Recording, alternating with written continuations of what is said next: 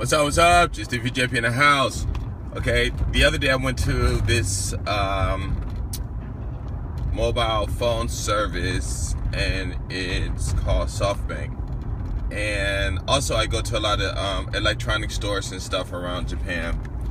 Oh, not around Japan, but yeah, around Japan, I guess, Osaka and different places, and check out the accessories they have for phones. So I went to SoftBank the other day, and I saw the cases that they have for the, what those things called, for the iPhones and iPhone 6.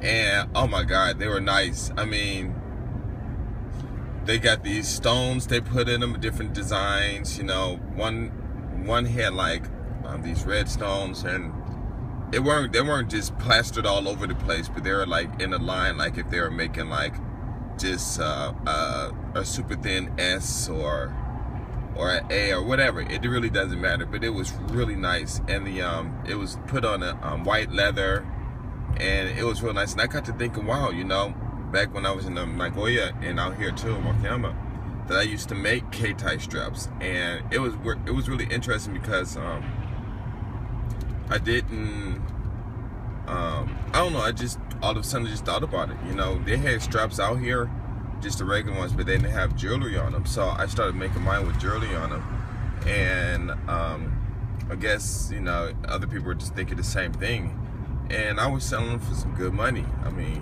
one strap get up to like $68, you know, and people would buy it because of the originality of it.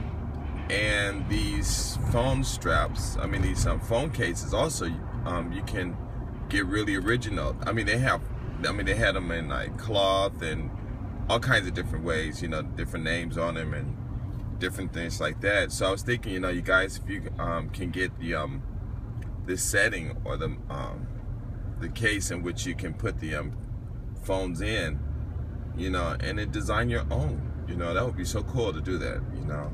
That would be so cool. And it's you know, it's kind of easy money because all you have to do is just make the outside, because I guess I'm sure you can order that case, a whole bunch of them, you know, just plain, and then you just design it yourself, you know, how you want to put it, whatever material you want to put on it, or you can have someone else to manufacture it. But if you're strapped with money, you know, you just have to you know, just work with people in your neighborhood, you know, do the research, you know, where to get them and things like that, and do the research, and you can sell one of those things for, you know, they were selling for like $300, $400, you know, and people got the money to do that, you know, to buy those things. You know, it's something that's original, so you're going to pay the money for that. And oh my God, it was really nice, and I even took a picture of it. You know, it was really nice. So I'll see if I can put the picture up, because I should be able to, and to let y'all know. But there are a lot of ways to do that. You know, a lot of businesses get started off with, you know, because of custom made things that they want to do, people want to do and make themselves and stuff. So you can do that, you know, just do that yourself, and yeah, and do that stuff yourself, because it's really possible. And you know, you just got to optimize your opportunities and things like that, because what you have to understand is that in the neighborhood that you live in, you have a market there, and even if it's poor, that's fine, you know, but you still have a market. Your neighborhood is your market. All of you should be profiting off of all of you. Okay, don't, you know, if you have a neighborhood, you keep your money in your neighborhood as long as you can and build it up, you know. But your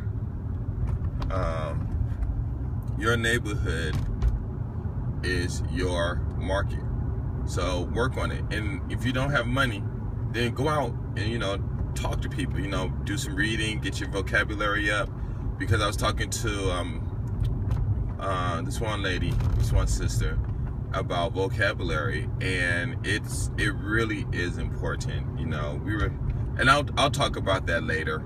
I'll talk about that later. But the vocabulary is really important, because what it'll do is it'll get you to a point where you're able to converse with different people using different types of communicational skills that are needed in different fields. And that's the only reason vocabulary is there for. So like we have a lot of languages and stuff like that, because actually people are saying like English is a dialect, and actually it's not a real language. It's not even, it shouldn't even be called English, because it's mixed up. Only 20% of it is English. So why would we call 20% of something the whole? It should be called the majority.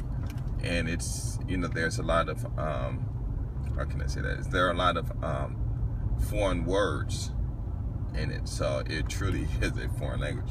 But yeah, that's the importance of vocabulary. You get out and you talk to people. Sometimes if you get out your neighborhood, and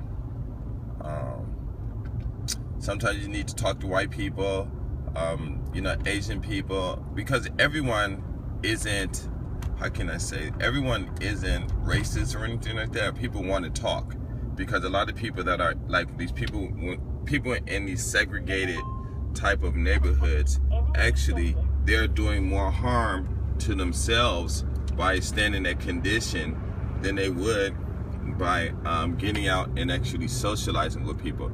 And the reason I say this is like if you're like back in the old days when the royal families would just intermingle with themselves, and then when you do that, of course the DNA and everything starts to get messed up or something like that. At least that's what we were taught anyway. But get out and mingle with people and talk, because there are people out there who don't care about your color. They don't care about you. All they care about is money. And all you have to do is present them with some money and an idea that's going to bring them some money, and they're going to do it. They're definitely going to do it. And the reason they're going to do it is because they're going to get more money, so they can go out and do more things, so they can create this enjoyment. Because they say like money doesn't make you happy. Of course money doesn't make you happy. Happiness is a total state of balance. That's what it is. So happiness is a condition that is a physical condition. It's a mental condition. Well, no, it's a physical condition. Okay? It's a physical condition, because when you're unhappy, then you're gonna feel it in your body, and it can make you sick. So it's a physical condition. Okay? But money can't balance your physical state. You can do that. You have to do that. But you can do things that's going to create. Money can buy you things that's going to make you fun. That's going to make things fun for you.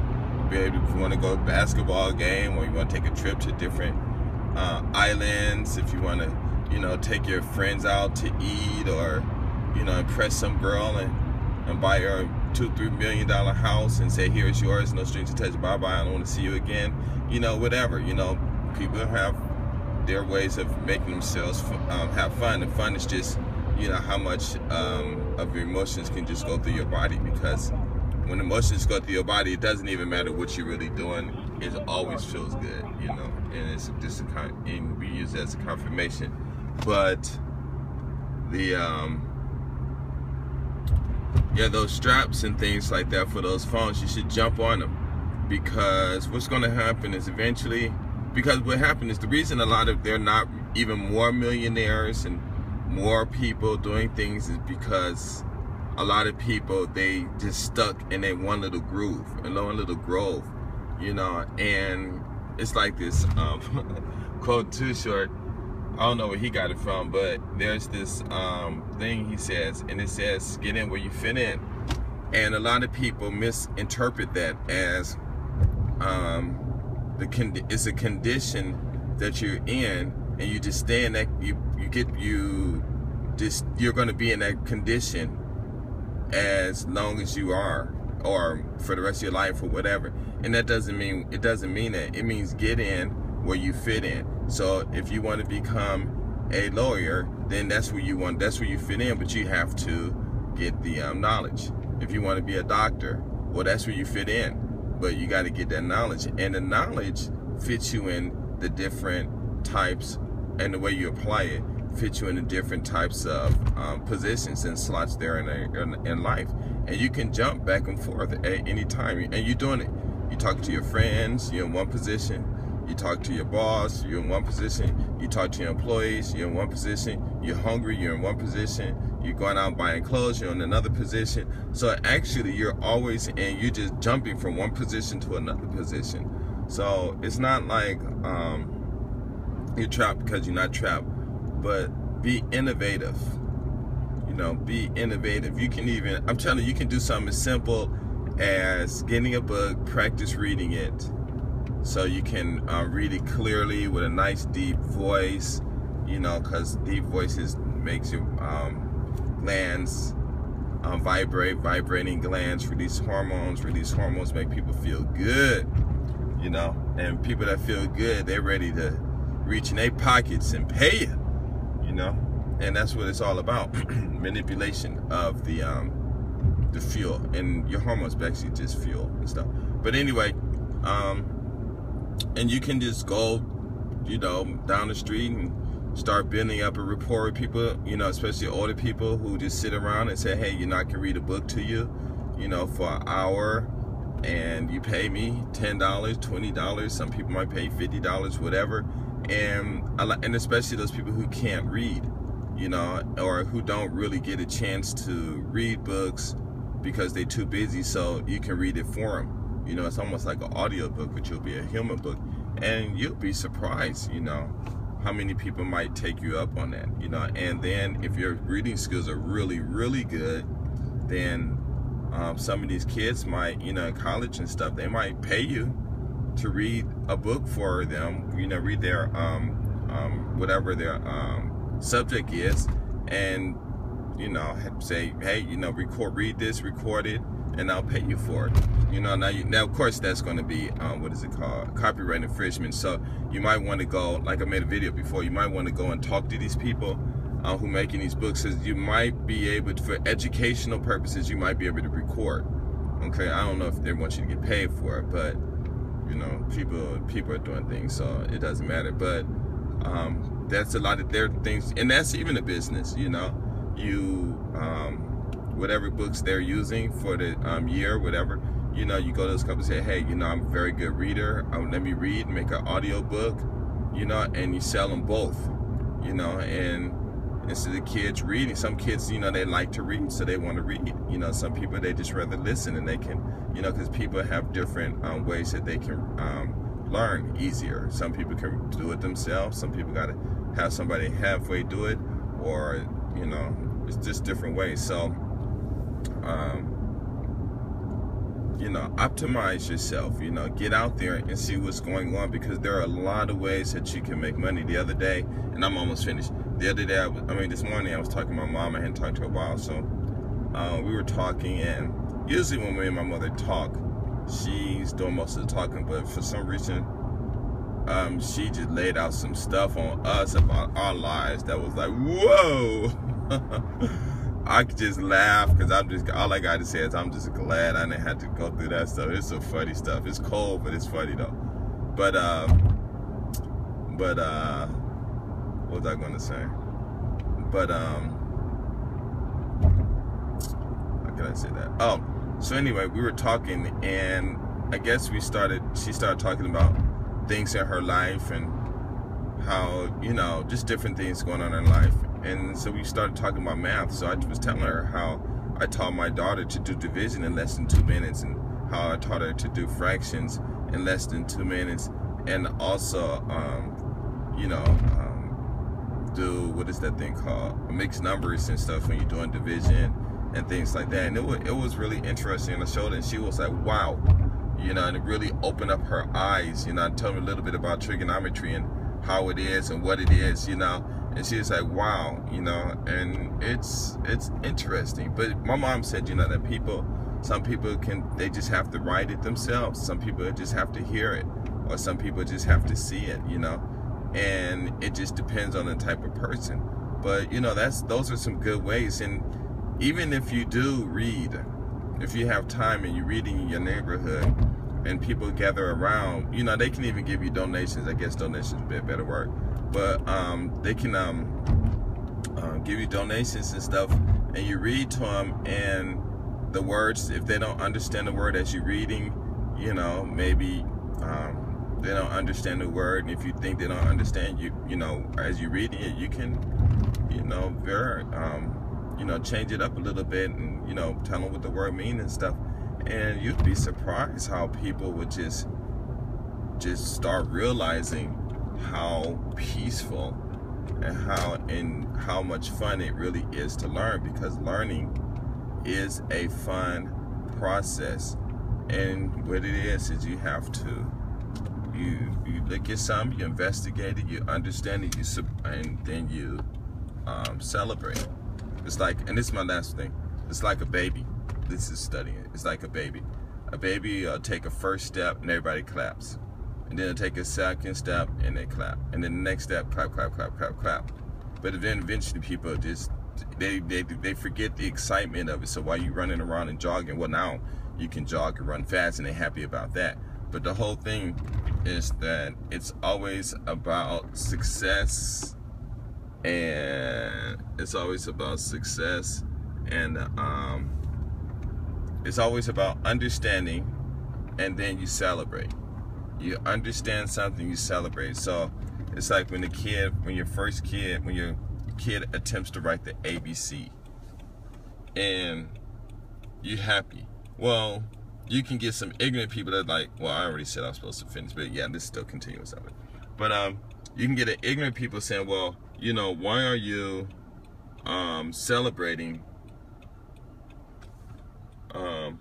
your child writing an A when that's clearly not an A?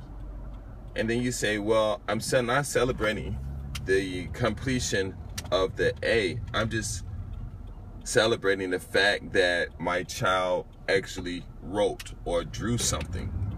And then in other words, my child had the ability to use a pencil or a pen or whatever writing instrument there is, and you're celebrating the completion of a usage. And when you study, every word that you read, if you know that the word "the" mean what it means, if you understand what it means, and basically it just means it's a word that means the next word or the next noun that follows it is special, and it could be one thing or it could be a lot of things, and okay, and it's special, and it's only special to you. You know, it might not be special to anyone else, but it's definitely special to you. And when you know that, then you're supposed to celebrate that. So basically, it's like this. When you're studying and you're writing a word, like if I wrote my name, Ralph, I'll write the R, and I completed writing that R. That's a finished act. So then I can say, yeah, boy, woo! I wrote an R. And then I write the A, and I completed the act. And then I can celebrate, yeah, I did an A, yeah. And then I write my L, and I completed an act. And then I can go, yeah, I'm doing this. Yeah, this is great. Oh my God, this is great. And then you do the P, and you're like, yes, I wrote the P. Oh yeah. And then I write the H, and then I'm like, yeah, I wrote an H. Yeah, cool. You know, I can jump up my chair and do flip flops or whatever. And then I finish writing a word. And then I can double my enjoyment because I finished writing the H, and that simultaneously I finished writing or I should say completed writing a word. So I could like, yeah, I did this. Ooh, it's good. Then I could turn around and read, and I finish or accomplishing the uttering or spoken words or whatever, however it's supposed to be said or whatever. And I could say, yeah, I did that. I said this word. I pronounced this word. It has a meaning. I understand it. I conveyed something from on paper to with my voice out into the world, and it's there. And yes, I'm celebrating that. So when you're studying, everything that you accomplish, you're supposed to celebrate. But remember, if I did that every time, of course I love the celebration, but I'm going to get tired. And the reason I'm going to get tired is because of the energy that I release that's going through my body, that's causing my body to move, is also wreaking havoc on my body. The heat, then you got to perspire because you're overheating, then you got the other hormones that's going in there and making you feel relaxed and making you feel good, because when hormones go through your body, it causes a lot of friction and it got that pain there. So you got these drugs that's making you, feel good, so you don't have to really feel the pain. It kind of like, it just blocks the pain in a way, but it just makes you feel bad. Well, it makes you feel good, but the stress and the wear and tear that's on your body, that you're going to feel that in the form of exhaustion, and then you're like, well, wow, this isn't what I want. I don't want to, just be exhausted. So then you calm down and you say, okay, well, let me celebrate after I write a sentence. And then after you, an hour you spend writing about 3,000 sentences, and you really messed up because you're so tired, you're sleeping. You say, okay, well, maybe I'll just celebrate, when I finish writing the essay, the whole work, and then you celebrate. But then if you go out and you're drinking too much and you're like all messy, you're like, oh my God, okay, wait. Maybe let me celebrate when I graduate.